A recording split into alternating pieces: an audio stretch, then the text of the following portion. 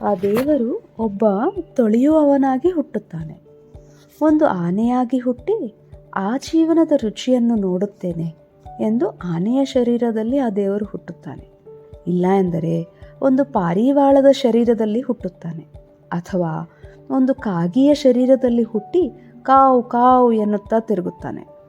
ಆ ಕಾಗಿಯ ಜೀವನದ ರುಚಿಯನ್ನು ನಾನು ನೋಡುತ್ತೇನೆ ಎಂದು ದೇವರುಗಳು ಇಳಿದು ಬರುತ್ತಾರೆ. ನಾವು ಏನು ಮಾಡುತ್ತೇವೆ? ಹೋಗೆ ಕಾಗಿ ಎಂದು ಹೇಳುತ್ತೇವೆ. ಆ ದೇವರು ಕಾಗಿಯಂತೆ ಜೀವಿಸುವುದಕ್ಕೆ ಹುಟ್ಟಿದ್ದಾರೆ. ದೇವರು ಹ್ಯೂಮನ್ ಎಕ್ಸ್ಪೀರಿಯನ್ಸ್, ಮಾನವ ಅನುಭವಕ್ಕೋಸ್ಕರ ಹುಟ್ಟಿರೋದು. ನಾವು ಕಡಿಮೆ ಅಂದಾಜು ಮಾಡುತ್ತೇವೆ ನಮ್ಮ ಜೀವನವನ್ನು ಮತ್ತು ಇತರರ ಜೀವನವನ್ನು. ಅದೇ ಅನಾಧ್ಯಾತ್ಮಿಕತೆ.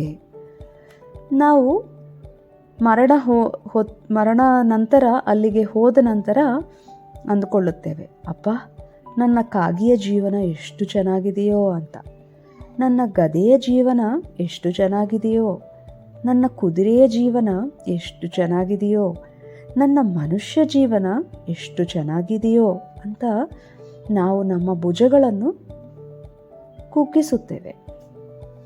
ಕಾಗಿಯಾಗಿ ಹುಟ್ಟಿದ್ದೇನೆ, ತುಂಬ ಚೆನ್ನಾಗಿ ಜೀವಿಸಿದ್ದೇನೆ. ಕತ್ತೆಯಾಗಿ ಹುಟ್ಟಿ ಕತ್ತೆಯ ಭಾರಗಳನ್ನೆಲ್ಲ ಹೊತ್ತುಕೊಂಡೆ. ಕುದುರೆಯ ಜೀವನ ತೆಗೆದುಕೊಂಡು ಎಲ್ಲರನ್ನೂ ಸಂತೋಷಪಡಿಸಿದ್ದೇನೆ, ನಾನೂ ಸಂತೋಷವನ್ನು ಪಡೆದಿದ್ದೇನೆ.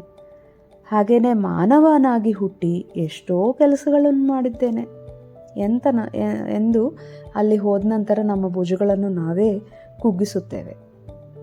ಧನ್ಯವಾದಗಳು.